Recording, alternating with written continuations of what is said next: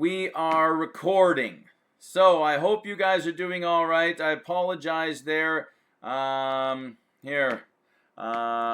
hope y'all can hear me. I've got one student who can at the moment. Please check your settings. Ooh, why is my internet slow here? Settings for that.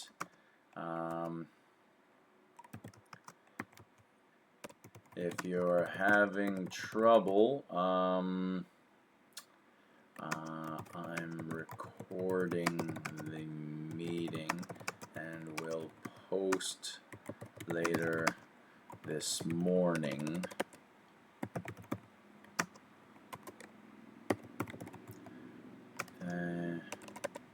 Thank you all for coming. Can everyone hear me? I don't know, is there a thumbs up? I think there's a raise hand function up in here. You guys can't see my screen. You guys can't see behind me. Okay, all right. I hope there that the rest of you can. It's just been a nightmare. I've been using WebEx for a long time, and I don't know what happened. And then I was working away with Zoom. And Zoom has always been great. I like Zoom. Oh, thank you, Taylor. I appreciate the feedback. You're lovely. And I've been working with Zoom, and then all of a sudden Zoom, I was reading it there, and even the business Zoom, only a maximum of 40 minutes. Like how many business meetings do you know go 40 minutes? So anyway, whatever. We're here at Teams, and this is Georgian College Microsoft Teams anyway, so everything should be good. So the plan of attack there is it's been quite hectic there. Thank you guys there for your assignments there last week. Your new assignments are out there. They're based on chapters 10, 11, 12, and 13, as I recall, for the nervous system, and you'll see there it's very user friendly. I think the questions there from chapter 10, there's questions there from chapter 11 and 12, and they're nicely labeled so that you can just kind of putter away at it. And again, there's no rush. I think they're due week 13, so have some fun. It's a nervous system, and you can work at your own pace and just get it done. All right. The next quiz will go out there this week. Okay, and so as far as I know, that's the schedule. Man, it's been mayhem. My wife has been out of country there for the past 5 weeks, so I've had both of my rugrats there, 8 and 11, and you know what I mean. It's basketball in the morning, volleyball in the morning, and then you got soccer there at night. So I've just been taxiing, and but my wife returns there this week, so I've requested 4 to 5 days of peace so that I can just go and get all my marking done and get those marks uploaded and posted. And it's not just your class there that I'm a little behind. So, but anyway, all is well in the world today. Does anyone have any questions there? Can you guys unmute, or is it kind of locked mute? So you guys, I've kind of zippered you. I don't know the settings there. Try and unmute yourself. Okay, so you can unmute. So if you guys have a question, just shout it out. That makes me very happy. And if you have any questions, let me know. I'm not really too familiar with Teams being the lead on it. I've been on Teams there in your position, but it looks pretty good. It's just just getting used to it. And I'm going to share now.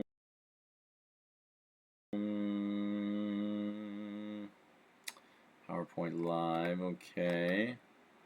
I don't know why this. No, that's all I need, something else there that is Maybe I'll try and turn off. I'll turn off this. I'll turn off this.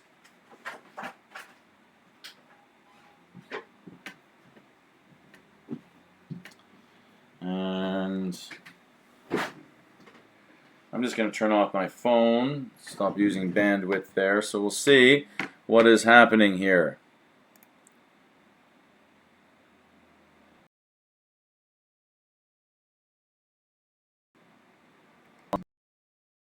Doing this. So I'm going to share the screen. Admit Beverly. Why is it not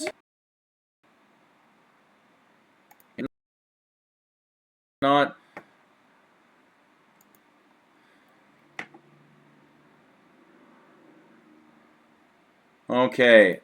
A question there. The you guys just got in to the meeting, and it didn't ask you for verification to get in. So, okay, maybe Beverly is using, I don't know, maybe a different email. I'm not sure why. That I don't want to have to admit everybody. I thought it was just a free-for-all. But hopefully there, we don't have to keep doing that, because I want everyone just to jump in, because I know everyone's got their own lives. But anyway, you guys can hear me. That makes me happy. And I apologize for this. This has never happened, this mayhem of virtual access. I've been teaching online. I've been teaching hybrid. You know, I've been teaching since the pandemic. That's where this whole VR teaching, you know, really came to the forefront. And I thought I'd become quite good at it. So, but I guess you know, different programs, different strokes, different folks, these kinds of things. But it appears that everything is going well. Hopefully, this Teams doesn't shut down after 5 minutes or 40 minutes, or hopefully we can just keep going. But if it does, then we'll just I'll just keep on recording. And I'm anticipating today's class to be about an hour and 15 minutes. Shouldn't be too bad. Some classes are longer than the others, and this one here should be all right. We're continuing on there with the cardiovascular system, and we are sharing. So you guys can see all that. You guys can see the PowerPoint. Can you guys give me a thumbs up or something, or a hand wave that you guys can see? Thank you, Taylor. That's what I needed. That's awesome. Okay, so let's get back to it. And thank you, Nicole. Thank you, Lovely. Thank you, Jeannie. You guys are spot on. Right on. Let's go. Okay, so just a little recap there, just to get you guys going. Oh, I don't have my face here. Oh, what are you going to do? Okay, so the last week there we talked about the anatomy and the physiology of the heart itself, and you know, we went into the micro. Okay, you guys will remember the muscle, the whole idea of a sarcomere, and you know, the sliding filament theory. If you know, we zoom in. Okay, I didn't like that. All right, but you'll see it all here. The branching there of the cardiac muscle, and you can see there the striations, the red, the white, the red, white. Those are the thick and thin filaments, right? The actin and the myosin, and they move across each other. And that, you know, when a muscle actually contracts, that's exactly what it's doing. It's contracting. It's getting smaller. Those filaments, those microfilaments there, they are moving across each other, right? And you remember there, the thick filaments, the myosin there, they have those heads that attach there to the thin filament there, the actin, only in the presence of calcium, right? Calcium, calcium, calcium. No calcium, muscles don't fire. And you'll notice there that when you guys are doing the nervous assignment, you will see there that no calcium, neurons don't fire. Okay, so that's how important there the calcium is. And you remember there the desmosomes. Okay, That's these guys in here. They actually kind of hold the heart muscle together because this thing is taking a whack every single heartbeat. And what keeps the heart together? These desmosomes, okay? Moving on. Why is my computer so slow today? Ugh. As long as it's working, that's all that matters there. This is where I just wanted to show you there. You know, the whole idea there that you have the endocardium. That's the inside lining of the heart. The myocardium. Okay, that's the muscle. That's the meat of the heart. Okay, and you'll know the myocardium there from the word heart attack, a myocardial infarction. And we'll actually talk about that there today. That when you have a heart attack, it's this part, the muscle of the heart, that dies because it doesn't get any oxygen, right? And then you have the outside there, the epicardium, okay, pericardial cavity, and then you have kind of the tough outer layer of the heart there called the pericardium. Okay, so there's kind of 4 layers there: pericardium, epi, myo, and endo. There's the slippery inside. Okay. You remember there that the heart pumps the blood in 2 different directions. Okay, you have the pulmonary circuit and the systemic circuit. Pulmonary means what? Lungs, right? Systemic means what? Body. Okay, and you see there, I'm just kind of adjusting a little makeshift mouse pad here. I think my daughter took the good mouse and she left me with this crappy mouse. Kids, eh? So the heart is pumping the blood there to the lungs, right? The whole idea, right atrium, right ventricle, and out to the lungs.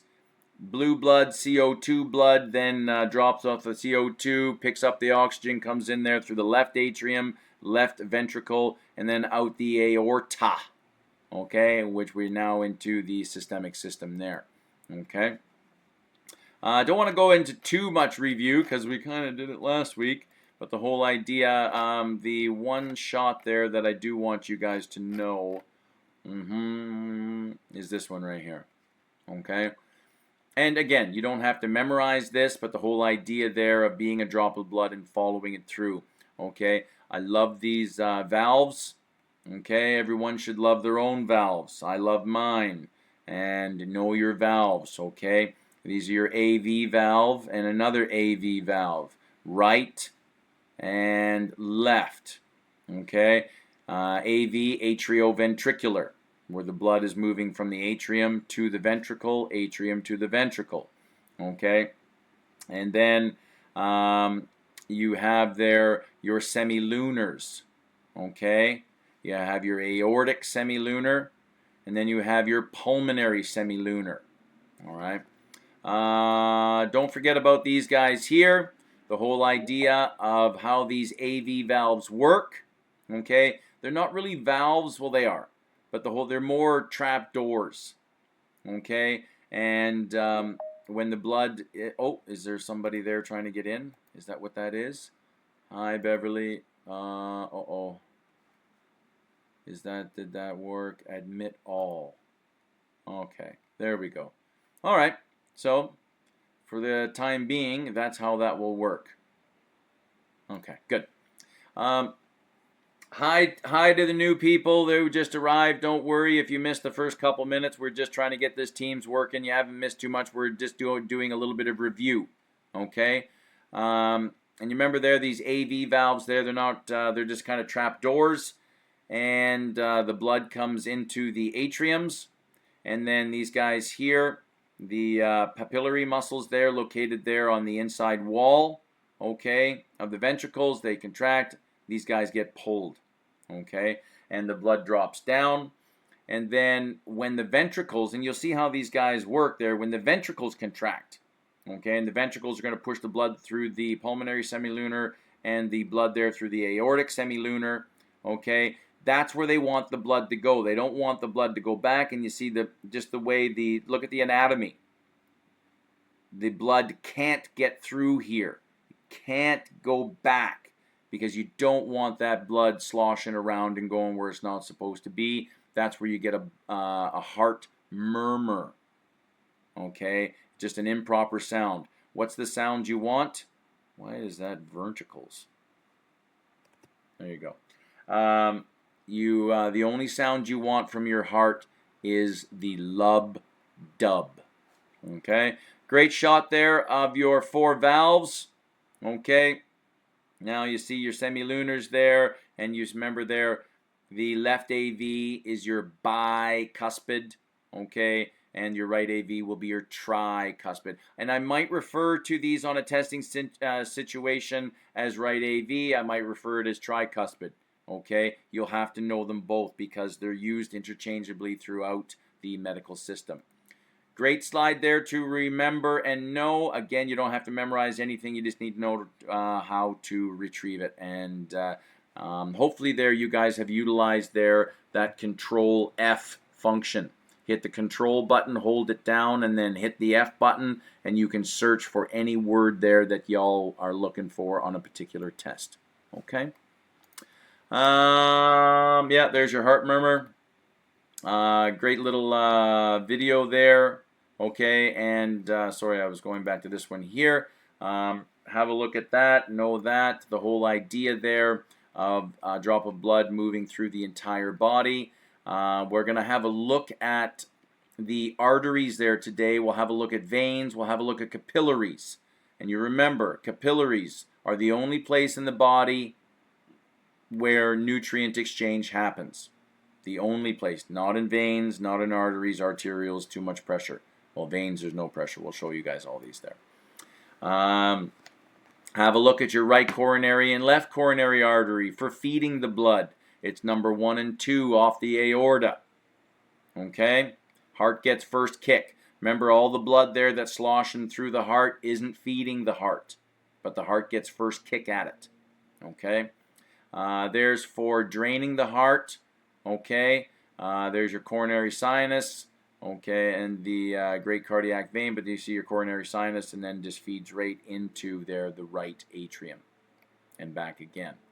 Okay, more slides, good slides, love it. There's your SA node, the whole idea of heart conduction. You remember there, if you go back to the branching, what is that, slide 37? Yes, the whole idea there that the heart, the muscle there, the heart is branching because basically every heart cell is connected to every other heart cell, so to speak.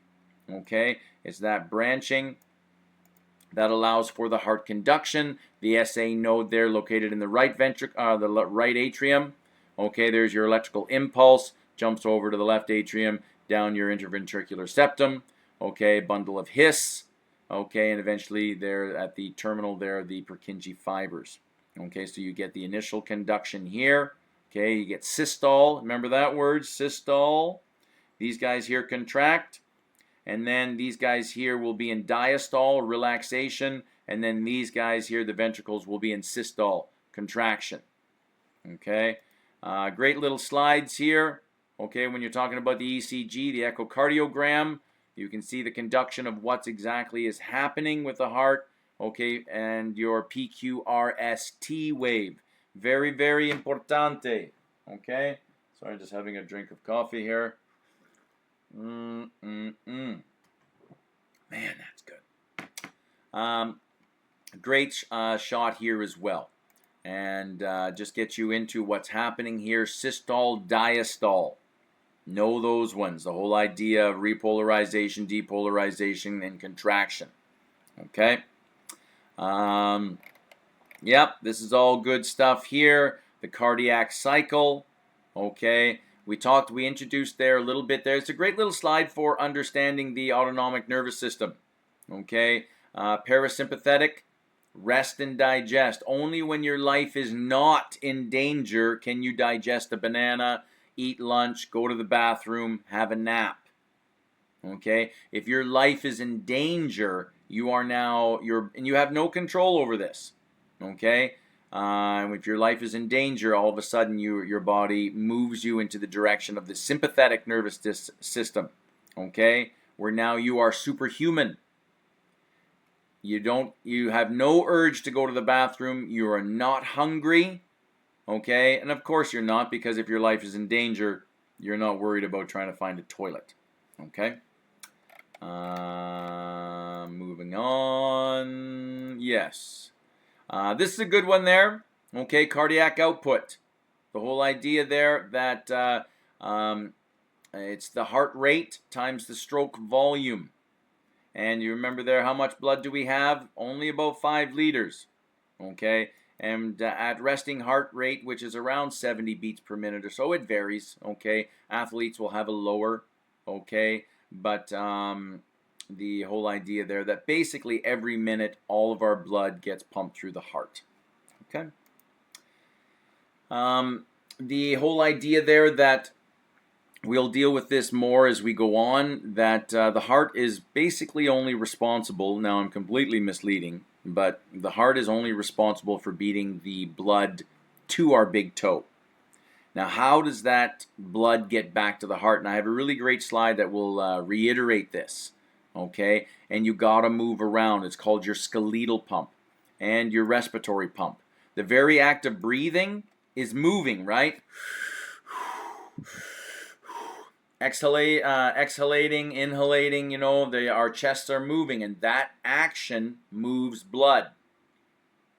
Which is why when a person is unconscious and you're performing CPR, right? You're putting air into their lungs, and there's 20% oxygen in that air we're breathing into their lungs, and then you're forcing compression on the chest cavity. You're moving that chest cavity, which is creating blood flow. And you do that until the paramedics get there. That's the whole point, right? So, and as well, moving, walking, running, this gets that blood moving as well. We'll talk more about that as we go. There's your cardiac output, okay, as we just stated. And Starling's law, the whole idea of more blood comes in, well, more blood's going to come out, because more blood coming in causes a stretch. And if you stretch a rubber band, if you stretch it more than, normal, that thing is going to snap back more than normal, right? Boy, that guy just made an amazing law after himself after such a very simple concept. Thank you, Starling. Yeah, moving on here. We're still in review, okay? And I think we are done with our review. Are we good to go? I'm just gonna hit on back here and see if there's anybody. You guys can all hear me. Thank you guys for your accommodating, and I am so glad to see all of your lovely, I would say faces, but I don't see your faces, but I see your screens. And I hope you guys are doing great, and thank you so much. Okay, let's rock and roll. Now we're moving on into the second part of the cardiovascular system. We're going to be dealing with basically the highway, the roadway, the mechanism in which the blood, nutrients, oxygen, sugar, hormones, all these kinds of things move. Okay, and that is the blood vessels. All right. And just a quick easy peasy there. There's your aorta. And, the whole idea of blood pressure. Oh, yeah, man. The blood pressure is so important. And it's the aorta. The biggest, strongest, thickest, most elastic, toughest, vessel in the body there. It takes a hit every single heartbeat, and it's designed evolutionarily to do so. Okay? Massive pressure, and you'll see there that as the blood gets huge pressure here, and as the blood gets siphoned off, the aorta comes all the way down the body, right? The lungs take some, and then the liver and the stomach, and then we move down into the intestines, and the blood gets siphoned off, right? And the blood pressure drops a little bit, drops a little bit, drops a little bit more. And then, we get into we're starting to get into the microscopic here, right? These are arterioles, okay? Still pretty good pressure. Not like up here, but it's still good pressure. There's no nutrient exchange. But then we get into the capillaries, And basically now you're down into zero pressure. And it's only at this phase there that nutrients can get exchanged, because these capillaries there are completely microscopic, and they go in between the interstitial cells, in between cells, the space in between cells, in order to feed those cells. Okay, and then you'll see there, drops off the oxygen, picks up the CO2, also the sugar and the nutrients, hormones, this and that, and then carries it all the way back up again. And you'll see it's like kind of like a while there was massive pressure here, like there's zero, like almost zero pressure. So how does this blood get back up to the heart? Like basically it's like a negative pressure when you're in the vena cava, right? That's the antithesis of the aorta. Okay, there's the vena cava. Okay, and that returns blood there back to the right atrium. Like zero pressure. And you think, how does that blood get back up? Movement. You gotta move. And lastly there, we'll look at some cardiovascular disease as well. This is a good slide, PowerPoint. We're moving in a good direction. All right, let's go. Part 2 coming right up. So, types of blood vessels here. Okay, and you know what I mean, you can follow it along here. And you'll see there's the heart itself. There's the arterial system. Okay, very elastic. And they're designed to, why? Because massive pressure. They're very thick walled. And I'll show you these there in a little bit there. Very thick, very elastic, designed to take a whack. And if you didn't know it by now, we'll show you there in a little bit there that the blood vessels are composed of muscle. Remember, you have skeletal muscle, okay, very strong, very short-lived. They're voluntary, right? And then you have cardiac muscle, which is very strong, involuntary, okay, lasts a long time. Then you have smooth muscle, exactly the same muscle there that is involved in peristalsis, moving things through your digestive tract. Okay, we don't have control over it. It's not strong, but it lasts a long time. And so that's what these blood vessels are, they have with them. More so in the arteries, very, very less so in the venous system, vein system. Okay, and yeah, these guys are complete. There's a majority of them are composed of muscle, and it's all about vasoconstriction, making the veins or the arteries smaller, or vasodilation, making the arteries bigger. And I mean bigger, I mean the cross section, the diameter of them, right? And we'll talk more about that there. Okay. And then we get into there's arterial, and you see here it's all about pressure. Conducting vessels, distributing vessels, massive pressure, and then the arterioles here, it's more about resistance, and we're gonna talk about that. And it's kind of a weird concept, like, and I wish I could show you. Well, maybe I'll see if I can get my video on here so you guys can see. You have a pipe, and that's what these capillaries are, or sorry, these arteries are. They're just pipes. And if you're going to take a fluid and stuff it down a pipe, the fluid, yeah, it's going to move down, but the fluid is going to hit the side of the pipe, and you know the pipe is going to kick back. So you push that fluid down the pipe, which the heart is doing. The pipe is going to kick back at the heart. So it's a resistance to the heart pushing. So there's the heart is providing the pressure. The pipe is providing resistance against that pressure. It's pushing back. Okay?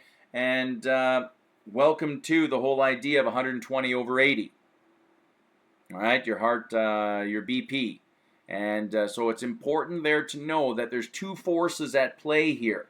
There's the heart pressure, the heart pump, and then you've got the resistance caused by the walls of the piping.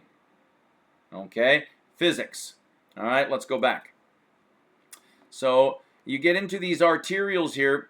These are more resistant. And you think about it there, if you have the Mississippi River, massive river, and then you have the tributaries that come off of it, right? And these guys here are slower moving water, so to speak. And then slower moving water, slower, slower, slower, slower, slower, slower, slow, and eventually to here. We got to slow that down because there's absolutely no nutrient exchange, oxygen, carbon dioxide exchange going on in these guys here. Way too much pressure. So the body is designed there to slow that blood down, and these arterioles here, resistance vessels designed to slow the blood right down. Okay? And then you get into the capillaries, and then it's kind of like the opposite. Okay, moves its way up there until we get back into the vena cava. We'll talk about these there in a little bit. Anatomy of the blood and lymphatic vessels. The capillaries have the greatest cross-sectional area. So you'll see here that there's your aorta, okay? And, now the tributaries of the Mississippi start to happen, okay? Slowing this guy down. There's your arteries, your arterioles. Now we're starting to get into the microscopic here. And you'll see there that the total cross-section of the blood, the majority of your blood at any given point in time is locked up in the capillaries. Funny enough, eh? Interesting stuff. And then it moves back in there to the venules, veins, and then the vena cava. So just a little bit of vocab there just to show you there that where most of the blood is locked up, okay, according to all the different vessels at any given point in time. Okay? Love this shot here. Here is a cross-sectional shot of an artery as opposed to a vein. Now, you'll see that these arteries designed to take a hit. Why? Massive pressure. And you'll see there that they're crazy elastic. Okay? And you'll see all the different layers there. I'll kind of zoom in a little bit. Okay? Now, and you'll notice there that look at the muscle layer that's involved in these arteries. Huge muscle layer as compared to the veins. Okay, because these guys here are going to be doing the vasoconstricting, the vasodilation. These guys here are very thick-walled because of the pressure. Veins, basically zero pressure. Okay, and veins, they have an interesting adaptation there, right? Because as I told you, you know what I mean, I'm not being 100% truthful, but for all intents and purposes there, the heart is responsible for getting your blood to your big toe, and that's it. It's not really responsible for getting that blood back to the heart. You have to get that blood back to your heart. Okay, and how do you do it? Through movement. So you'll see there that the veins, similar there to lymph vessels that we spoke about there, when was that, week 6, week 7? Week 6, I think. Maybe week 7. The whole idea there that these lymph vessels there, they have valves. And you'll see there that, the heart is pumping the blood through the arteries. Boom, boom, right? These guys here can take the hit. These guys here are very, very thin-walled, and the heart isn't really involved in getting this blood back to the heart, right? You got to move, and so the blood returning to the heart through your movement, breathing, skeletal pump, moving, running, walking, all these kinds of things, jumping jacks, even going to the bathroom, walking up, okay? The blood just gets squished, and these valves, they hold the blood, and then, and do you like my sound effects there? That's the best I can do, all right? And so it's these valves there that hold the blood so it doesn't drop down, okay, and squishes back up until it gets into the vena cava, and then it returns back to the right atrium. The whole idea of varicose veins, we get those there, and older people there, they get them in their ankles, their lower legs. All these varicose veins are leaky valves. That's all they are. So arteries and arterioles there, vessels that send blood out of the heart. okay, need to be able to expand with high pressure caused by contraction of the heart. They contain elastic layers and smooth muscle. Okay, you see how thick they are. Vasoconstriction, vasodilation there to regulate blood flow. There are no valves, don't need them. The blood moves pretty smoothly there due to the heart pressure. Veins and venules there, vessels that return blood to the heart. The walls of the veins are thinner because the blood pressure is lower. Okay, a lot lower. Veins have a unidirectional valve that prevents backflow of the blood. Nothing too crazy there. Okay. Blood vessel walls there, the layered look. There's 3 different layers there I want you all to have a look at. Just to be clear, lumen, that is a biological word there that just means a hole, a space. It's the space in a pipe. So your esophagus has a lumen. Your intestines have a lumen. That's where the stuff is flowing. That's the space provided by evolution for things to move through. Blood vessels have a lumen.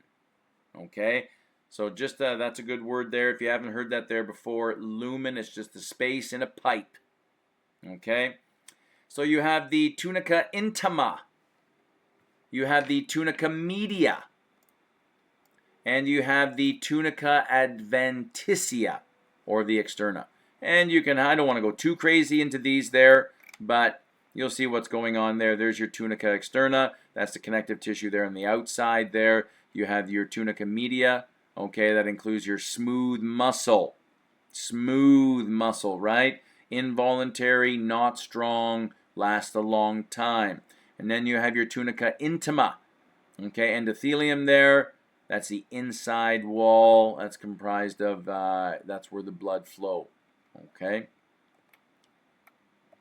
Blood vessels, except for the capillaries, have 3 layers, or tunicas.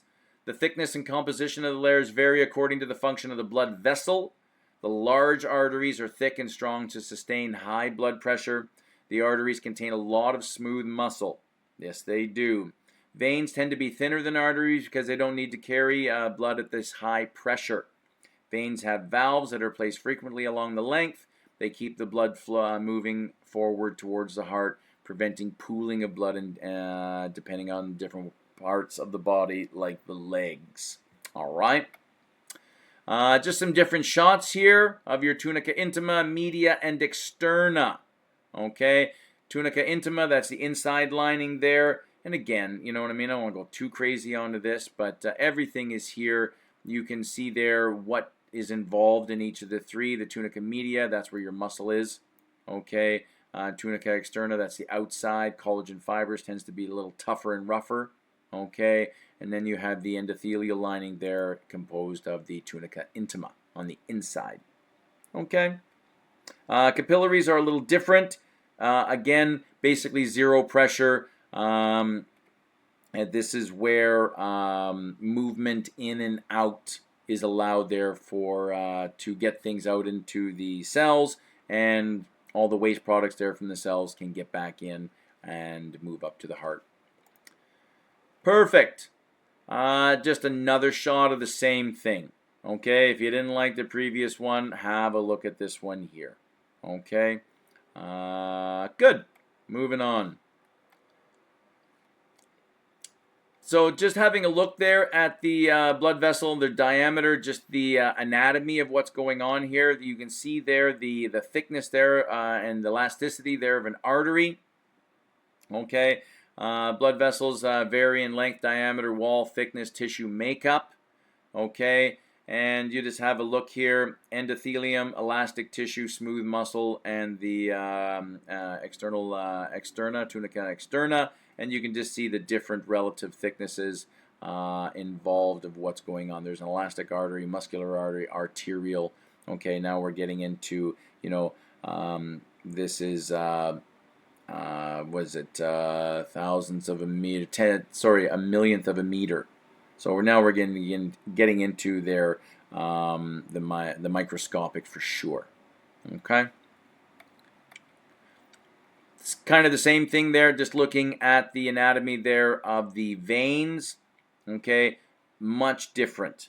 Much different. And you'll see there, interesting there for the capillary, they don't have any of these, as we stated there earlier. They're a little different. Okay, because they're what is the only purpose of a capillary? Nutrient exchange. Okay, so their anatomy is a little different, and you can see there they're missing the elastic tissue because they don't need it, because there's zero pressure. I have a great slide there that I'll show you about all the different types of pressure. Love this slide as well. Electron micrograph there of a vein as opposed to an artery, and you see there the vein is just kind of like it's a flimsy plastic no frills bag. There's nothing to it. Okay, and there are valves involved in here, basically zero pressure, and the only way to get that blood back to the vena cava and to the right atrium there is through movement. Okay, you can see there that the well-defined lumen there of an artery, very tough, strong, elastic, well-defined. Okay, so arteries, very strong, nice beautiful lumen there. You look at the lumen there involved in a vein, as we said, it's like a flimsy plastic bag. Okay. More information here, lots of information here. Y'all can have a read of this there. There's your artery type of wall, very thick, arterial, thinner wall than an artery, but still has the 3 layers. Okay. There's your capillary, single layer as we saw just right there. Okay, there's your capillary. Moving on there to the venule, thinner, and the veins there, again thinner, and it tells you there the different types of function. Okay, and you can see there arteries there for transport under relatively high pressure. Arterioles there still is a little bit of pressure involved. Okay, have a read of those. It's all good. Knowledge is power.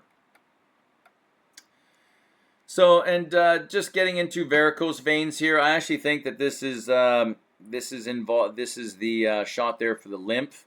Okay, but this is not a vein, but the reason why I showed this there, because it shows you there these multiple valves, and the lymph moving through the system is kind of similar there to blood returning back to the heart. There is no specific pump per se. It's these valves and moving. And you'll see there the varicose veins, there are veins there that have become dilated and twisted, and they eventually just become leaky. Okay? Interesting stuff. Capillaries, the site of exchange of gases and nutrients, where oxygen and food molecules are transferred from the blood to the body's cells. Composed only of endothelial cells. Okay, that single layer as we mentioned up in here. Up in here. Okay. The inner layer of the artery and vein, they're porous, allowing things to move from the out to the in, and then the in to the out. Almost all cells of the body are no more than 100 micrometers. Okay, that's a millionth of a meter there from a capillary. So these capillaries, they are far-reaching. They have to be. Basically, every single cell has to be within an arm's reach of capillary. These capillary beds can be opened or closed with what we call precapillary sphincters. This is bananas. Have a look at this one right here. Now, you see, here's an arteriole. Okay, big pressure. It's kind of like, a major highway, so to speak. All right, and blood is moving here, but these cells here, they need to get fed. So there we go. There's a branch off there, and then you have the capillaries that branch out and feed all the different cells. Well, let's say there that I have a paper cut or a bad one or something happened there. There's some type of trauma on another part of my body where these cells here, they'll be okay for a little bit because I'm going to bleed out or something traumatic has happened there in my big toe. So what happens there is you have it's quite phenomenal. You have these, a sphincter. Now, a sphincter is a ring of muscle. We have one there at the top of our stomach. We have one there at the bottom of our stomach. We have one there at our anus. Okay, it's a ring of muscle. And you'll see there that we have these what we call precapillary sphincters. that if there's somewhere that this blood is needed to be right now, well, we can turn the valves off. And you see what happens there? These cells here will be fine for a little bit. So that blood flow there, it's not going into the feeding the cells. This blood has got to get to here because it's got to get back to somewhere where it's needed immediately. So the body is simply a marvel of technology. It really, really, really is. Okay. So just a recap there. Okay, the purpose of the lymphatic vessels there, the cardiovascular system is very leaky. Now remember that all of these different organ systems that we are beginning to cover, no one is better than the other. They all work in tandem, okay? And like the cardiovascular system is amazing. We've seen it. Look, precapillary sphincters, we've got arterioles and arteries, massive pressure all the way down to capillaries, resistance, vessels, okay, that slow the blood down so that we can transport it there to the cells through the capillaries, where we do the nutrient exchange and it goes back up through the venules, the veins, and back up to the vena cava. We know the system. But it ain't perfect. It's not. And depending upon the individual, right, because that blood has got to get back to the heart from you. And it's not a perfect system. Fluid gets left behind. Little bits and bobs and this and that, they get left behind. And if the individual isn't as active as they, should be, which, older individuals tend to be, you're going to get fluid buildup. And as everything is bound by the laws of gravity, okay? And as everything is bound by the laws of gravity, right? The whole idea there, okay? And if you're not moving around as much as you should, fluid is going to build up. And generally it's going to build up in the feet, the lower extremities, okay? And that's the whole point of the lymph system. It's kind of, it moves that fluid. Okay, if the individual isn't moving it themselves, the lymph system is there to fill in the gaps that the cardiovascular system leaves behind. Okay, hope you guys are enjoying this one. This is good stuff, man. This is gold. So the cardiovascular system can be very leaky. Okay, from capillary exchange, the circulatory system loses about 4 liters of fluid every single day. You know what I mean? That's crazy. To collect and recycle this fluid, the body uses a second circulatory system, okay, called the lymphatic system. Fluid in between the cells is called interstitial fluid. Interstitial just means the space in between cells, okay, and that's where this fluid tends to build up. So somebody there who has thick ankles or fluid build up there in the feet, you'll see swelling in the feet, okay. That fluid is being built up interstitially. Okay. So once this fluid enters there, the lymphatic vessel, and the whole idea of the lymph is that when the feet start to build up with enough fluid, okay, hydrostatic pressure, what happens there at a certain pressure there, these so what happens there is the feet start to swell up. It puts pressure, hydrostatic pressure, water pressure on these lymph vessels. And what will happen is if there's enough pressure, enough fluid buildup in the feet, these lymph vessels will open up.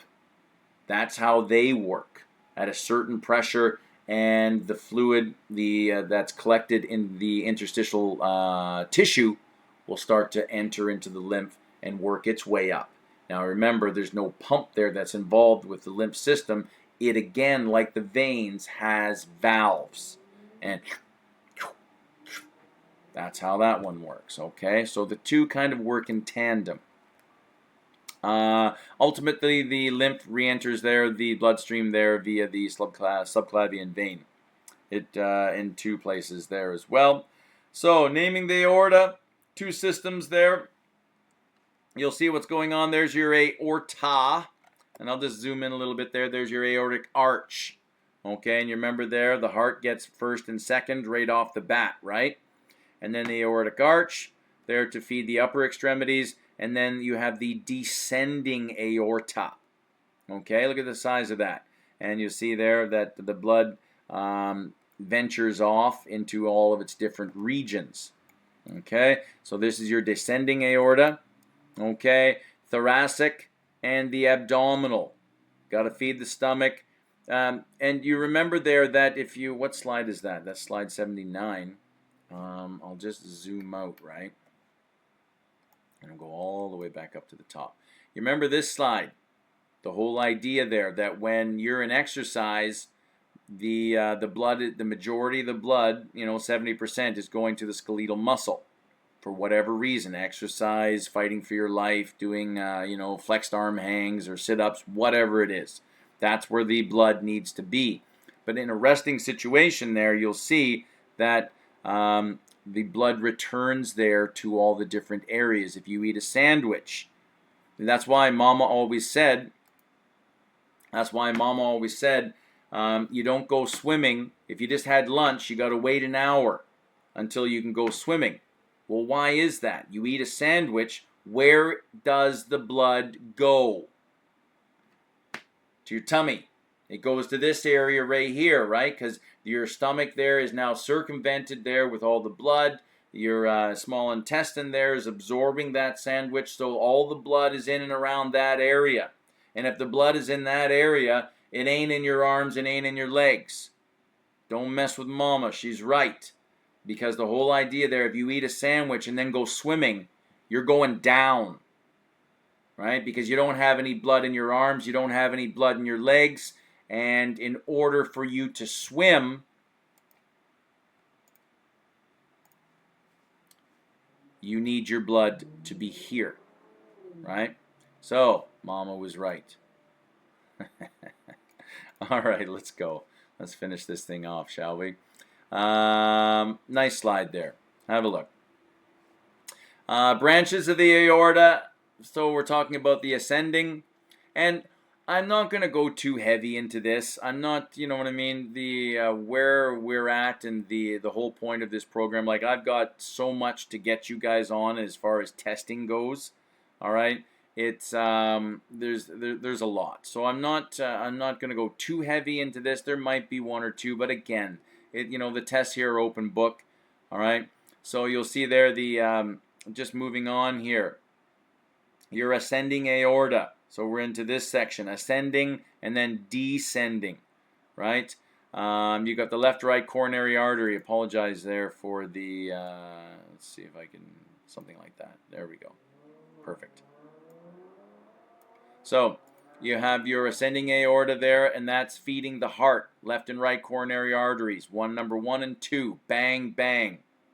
Heart gets first kick. And then you're into the aortic arch, okay? And you'll see what's going on here, the brachiocephalic, okay? Moving on there. So there's your brachiocephalic, left common carotid, left subclavian artery. And you know what I mean, you can see where they're headed to, you can see where they're feeding. Okay, left common carotid, now you're into the brain. You've got the right common carotid. So, have a look at it. Interesting. Moving on into the descending. Okay, as we said, the two areas there, you've got the thoracic, intercostal, okay, and other arteries. And then you have the abdominal. You've got the celiac, mesenteric. Sorry, I'm just going to, I don't know why I can't see that. There we go. Stop that. So, you got your mesenteric arteries, renal arteries. Renal means kidney, common iliac. And you'll see there that moving down here, oh yeah, you'll see that a leg injury, getting hit by a bicycle, or, you can pop this artery right here and you will bleed out very, very, very quickly. You see the size of these right there in the meat there of the inner thigh. Okay? These are what you call your iliac arteries. Okay? They're big and they deserve respect. So, just think there, and they're deep inside, but you can get a puncture wound in there some get an injury in there, and these are quite dangerous. Okay. You can see there I didn't spend too much time on these here because I'll definitely go for the first the left and right coronary artery. You'll see something about that, but I'm not too interested in all the specifics of all these. It's not the point of this course here. Okay. Major veins of the circulatory system. We've seen these, and I like these ones here. You've got the superior vena cava, and you can follow this around here as best as you can. Okay. And yeah, something like that, right? And moving it like that. Maybe that's a little better, a little clearer. Okay. There's your inferior vena cava, and you'll see where that is carrying blood from. Okay, from the lower extremities there's your diaphragm, thoracic, and your abdominal area right in here, inferior vena cava, and then you have the superior vena cava, which is bringing blood there from the arms and the head. Okay? Blood pressure, terminology. You remember the whole idea there.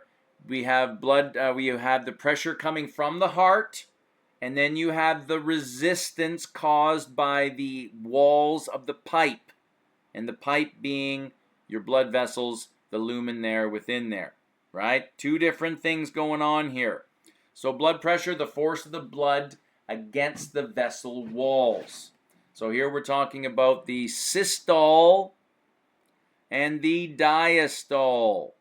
Remember what systole means? Remember what diastole means, right? So systolic pressure, pressure in large arteries at the peak of systole, contraction. That's your top number. Diastolic pressure, pressure in the large arteries during diastole, when there's no contraction. So that's the pressure caused by the vessel walls. The resistance pushing back on the heart. All right? And this one here better be bigger than that one, or you're going to have blood returning to the heart, which is the one we don't want, right? So the blood pressure is the difference between the systolic and diastolic pressure. So in this case here, it's 42 millimeters of mercury. And that's how we measure these guys here. Old school millimeters of mercury, but it works very well. Okay. So normal resting cardiac output, as we know already, is about 5 liters per minute. Right? 70 beats per minute. 70 beats, 70 liters of blood. Okay. Gives us about 4,900 milliliters per minute, which is about 5 liters. The blood pressure in a blood vessel is defined as the force exerted by the blood against the vessel wall. And that's why, and as we said there, the arteries, they take a hit every single beat. Massive pressure. And smoking, alcohol, drugs there will degrade the integrity of these arteries. And it'll turn these arteries, which you saw are thick, muscular, elastic. Doing damage to these guys here turns them into paper. And if your vessels can't take the hit, then they pop. Yeah, it's a bad one. So this pressure there is caused by the pumping of the heart, keeps your blood circulating. Every blood vessel in the circulatory system has its own blood pressure, which changes continually. Okay. So normal range there is about 120 over 80. Okay. And that's, if you have 120 over 80 is perfect. But really, they like the new is 115 over 75. For any test, all intents and purposes, 120 over 80 you'll live a long life, but they actually think that's just a little high now, and they like to have your BP in and around 115 over 75. Consequences of hypertension. Hypertension, see it? Greater tension. Stroke, strain on the heart. Okay, the heart is a muscle. You do not want to exert it to the point of exhaustion. Okay? Consequences of hypo, low tension, inadequate perforation to all the organs, The organs aren't getting the blood there that they need. Okay. Measuring BP. Okay. Here we have a blood pressure cuff. Okay, blood pressure is frequently monitored in clinical situations. Absolutely, you guys will know how to do this there if you haven't already been shown. Okay, the whole idea, the blood is flowing through the brachial artery. Generally there it's done in the arm, and you'll see there that the pressure, the blood is stopped, the artery closed by the cuff, so there's no blood flow, and then the pressure there from the cuff stops the blood flow through the artery, and there's no sound. C, here you'll see there that the show shows the recording of the systolic pressure. Okay, the first of the Kroptoff's sound is heard, and you'll see there that the blood is allowed to spurt, okay, into the constricted artery, changes the flow of the blood through the artery, and then you'll see a D here shows the recording of the diastolic pressure when the cuff is loosened and the brachial artery is opened, okay, and this is how we do it. You know what? I think I will add a YouTube video. Well, if you just go to YouTube there, they'll show you all this as well. Okay, but I'm going to, next time I'm going to add a YouTube video. I'm just going to put this, add YouTube video for next time. See if I can update that. Good. Add the YouTube link there. Good. This one here is a very nice one. Okay, assessment there of pulse points. And the two nicest ones there that I found, okay, right there by the ankle, the posterior tibial artery. Okay, there's another good one there we call the popliteal. That's behind the knee. This is the easiest of them all. You can just put 2 fingers there and you can feel your heartbeat. And if you're going to measure beats per minute, you don't count the beats there for a 60-minute period. Or sorry, a 60-second period. You just count for a 10-second period and multiply by 6. Another good one there is in the brachial artery. There's lots of them here. Choose one. You'll use these there for the rest of your life. Okay. Arterial blood pressure rises and falls in patterns corresponding to the phases of the cardiac cycle. The heart chamber functions in a coordinated manner. Okay. Systole is a state of contraction. Diastole is a state of relaxation. Okay, this is what we're told. You will recall there is your top number, 120, and then the diastole pressure. Okay, that's the resistance pushing back from the pipe. That's your lower number. The cardiac cycle consists of the following. First, the atria contracts. We've talked about this there. We went into the cardiac cycle itself. Atrial systole. Okay. And when the atriums are in systole contracting, the ventricles are relaxing, diastole. Then when the ventricles contract, called ventricle systole, the atriums are relaxing, atrial diastole. Yep, there you go, vascular resistance and blood pressure. Okay, 120/80, but we like to have it in and around 115/75. I really like this slide here. It just explains there the BP involved in all of the different types of vessels. Okay, and you see coming out of the aorta, huge pressure. No nutrient exchange. It's too much pressure. You'd blow the hats off of everything. Okay, if we were involved in nutrient exchange right off the aorta. Large arteries, the same deal. Small arteries, now we're into the arterioles, right? We're starting to get into the microscopic in here. And then you'll see the capillaries. There's a little bit of pressure involved with the capillaries because we want things to get out. And if there's a little bit of pressure involved with the capillaries, things will move out of the capillary and into the cells, which is what we want. But it's a small amount of pressure. And then you see the veins, small veins, and basically, it's kind of a negative pressure where the blood just kind of gets sucked into the right atrium. There's no pressure whatsoever. So the only way that this blood gets back up to the heart, okay, is movement. All right? Great slide. Great slide. Vascular resistance and blood pressure.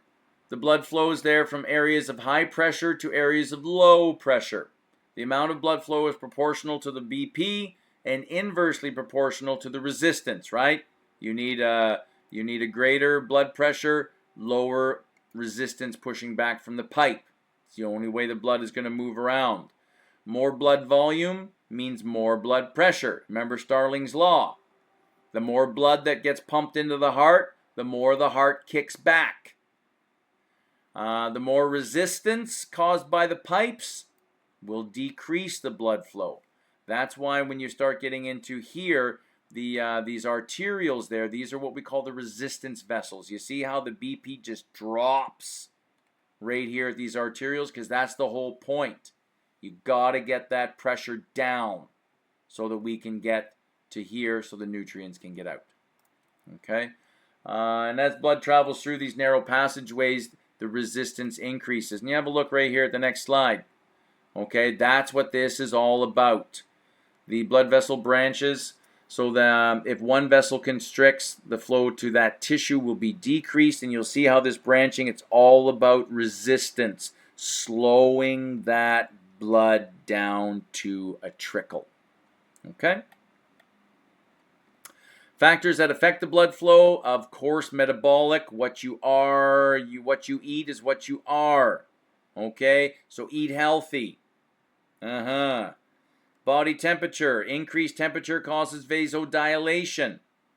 Okay? You're hot, your blood vessels are going to expand and try and get as close to the surface as possible so that they can release heat. Decreased temperature, you're going to have vasoconstriction. Those blood vessels are going to get tinier. They're going to get smaller, and move closer to the core to keep that core at a certain temperature. Blood volume, an increase in blood volume increases blood pressure and flow to all areas of the body, okay, because it increases the cardiac output. And you got to think there, the whole idea that you drink a glass of water. Think about it. You're drinking a glass of water. What are you doing to your blood volume? You're increasing it, right? The whole idea there that, you know, we have a closed end, like we'll get more into this there when we get into the kidneys. The kidneys are the big boss.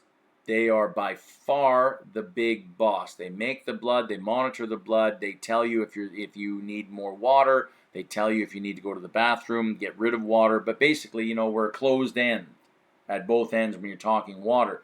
And if you have if your blood volume gets smaller, the kidneys need a certain pressure. And we'll get into it. I ain't getting near the kidneys yet. They're good. They're great. We'll get there.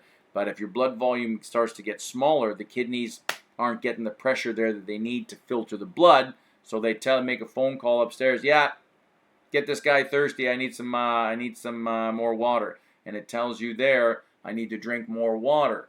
You have, we need to maintain our osmolarity there.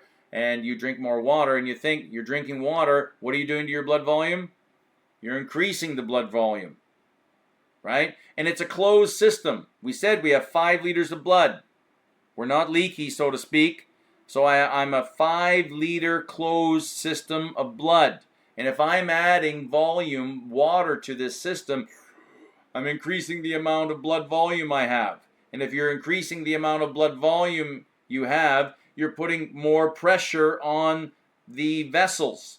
So every time you have a drink of water, you're increasing your blood pressure. Interesting, eh? Oh, we're just getting started, I tell you. All right, let's go. Yeah, good. Blood viscosity. Now this one here, people, you future PSWs here, you're going to be dealing with this. The whole idea there that the blood can get soupy. All right, and that just kind of pertains to what we were talking about. If your blood volume, gets lower, you need water there to increase it to make it more watery, right? Well, elderly people tend to not drink as much water as they should, so the blood will, get thicker. Okay, which is not a good thing because trying to pump syrup is a lot more difficult than trying to pump water. And the blood there tends to be 3 to 4 times more thicker than water. Okay, and so elderly people will take Coumadin take blood thinners there to keep the blood watery. And aspirin also does the same thing, which they recommend that if you suspect of having a heart attack, take an aspirin, and that will instantaneously make your blood a little thinner. That may provide the time necessary to get you to a hospital to save your life. Okay. Anemia there, decreased RBC numbers there can cause decreased resistance. Absolutely. Makes perfect sense. Cardiovascular disease, atherosclerosis there, primary cause of cardiovascular disease. The plaque buildup, the whole idea of eating too much animal fat. This animal fat, if you look at a pork chop or if you look at a piece of meat there that has a big white piece of fat on it, that's a solid at room temperature. Well, when you eat that fat, it remains a solid just at the microscopic level. Okay? And solid fat floating around in your body is bound by the laws of physics. It will start to build up, and they stick to one another. And so this is the problem, and we'll show you this there in the next slide. Medications there, diuretics there, decrease the blood volume. Vasodilators there can decrease vascular resistance. Here's the good shot of what goes on here. You'll see that there's the lumen. Here's the lumen there of a healthy artery, and a person there that has an unhealthy diet. You can get a buildup of what we call plaque, which is a mixture there of cholesterol. Cholesterol, you need cholesterol. So cholesterol's got a bad rap. Some people there, they have a genetic predisposition to high cholesterol. That can be lowered there with medication. But generally speaking, the whole idea there of eating unhealthily, okay, you'll develop this plaque, which is cholesterol, fatty substance, cellular waste, fibrin. Remember, there's sticky protein involved in blood clotting. And what it does is your lumen is this big for a reason. The heart's pumping the blood through here, and I need this volume of blood through here every single beat. Well, now, if that is my new lumen, I still got to get that amount of blood through. And so the heart has got to work harder now. That's the whole ball game right there. That's your hypertension. There's your heart, which is a muscle. It's working harder every single heartbeat, and that's something there that we don't want. Okay. And as well, you see, this is again a healthy lumen of an individual there. There's no plaque buildup. And you remember we were talking about when you're forcing a fluid through a pipe. Like this is kind of misleading here. You'll see there that it looks like the blood is just flowing through smoothly, straight ahead. It's not. The blood there is hitting there microscopically there, the sides of the walls. And this is where the whole idea of resistance comes from. The blood hits the wall, the wall kicks back a bit. So, generally in the middle, yeah, it's going to look like this. But on the sides there, you're going to get a little bit of turbulence. But, that's, you can't not get away from it. That's your body. That's clean. You're not going to get any cleaner than this. Okay, it's what we call laminar flow. Okay, but then you have a look here at the turbulent flow there caused by plaque buildup. The blood is just moving all sorts of different ways. It's kicking back here, and again, this is massive resistance pushing. Not only is the blood flow constricted, okay, once it travels through, this blood here, kicks up here, and then gets moved back. It's all the resistance pushing back in the heart. So the heart's got to work harder to get that blood flow through, but then this increased resistance is pushing back on the heart as well. And then there's that one, and if that happens in the brain, then you've got that one there. Blood clots, it's all there. Okay, so you are what you eat. Take care of yourself, and as well, just remember there that cholesterol. There are some genetic people can be genetically predispositioned to that. That can be monitored. Please see your doctor. All right, cardiovascular disease, leading cause of death in Canada, very close to the number of deaths due to cancer. Okay, the most preventable of them all. Okay, greatest risk factors: body weight. You've heard of BMI, which isn't an accurate, but it gives a picture. Okay, diet, age. As we get older, there we become more predisposition to cardiovascular disease because our heart gets older. We start to slow down. We're not moving around as much, right? Family history, genetic predisposition, diabetes, smoking, stress. There's two kinds of stress. I'm going to write this right here. Okay, there is acute and chronic stress. This one here is caused by me and my course. Okay, Kelly Clarkson, what doesn't kill you makes you stronger.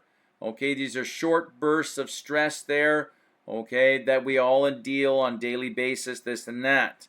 Okay, this does not kill, this makes you stronger. Chronic stress, this is long term. Maybe somebody has a severe illness, monetary issues, some type of stress that lingers day after week after month. Okay, this is the stress that kills. Okay, and if any of you guys are dealing with anything like that, just please let me know. I don't need to know details, okay, but if anything like this is going on in your life, you let me know, okay, because I promise you that I will make accommodations, okay, because this is the kind of stress that will shorten your life. Okay, where are we here? Risk factors there. And you'll see, I think there's a question there on the when we do this test here. And this test here is 18%. This is a massive one because it encompasses their 3 weeks. You'll see there that a healthy individual, less than 120, less than 80. So 120 over 80, you want it to be less. So get that BP down. 120 to 39, there you're talking pre-hype. 140 to 59, now you're into hypertension. And anything over 160, over 100 there, that is severe. That is troublesome. So anything above 120, you want to just, 120 over 80, do not lose a wink of sleep. You're as healthy as a horse. All right? But anything up into the 130s, 140s, that's where you want to go see a doctor and you want to get this under control. Because remember, it's long term.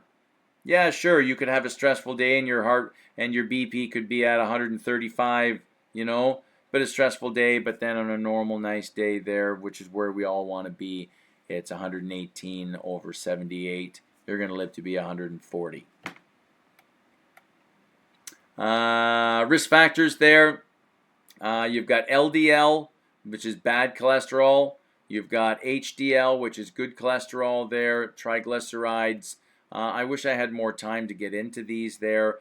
How to decrease your LDLs, eating less sugar and trans fat. I tell you, man, sugar, please read the packages of labels. Try and get away from these prepackaged foods, these trans fats. The worst people on the planet are advertisers. They will the packaging is meant to lie to you, and if you don't understand it, people don't know because they're not educated on it and they don't understand it, so they just go for it. But sugar is horrible. Try and avoid it. Trans fats, they're the worst thing. Okay, how to increase HDLs there. These are the good fats. Exercising, okay, and fasting. There's more and more research on this. Again, please consult your physician before doing anything your silly teacher says. But the whole idea there is have a look at fasting. It's they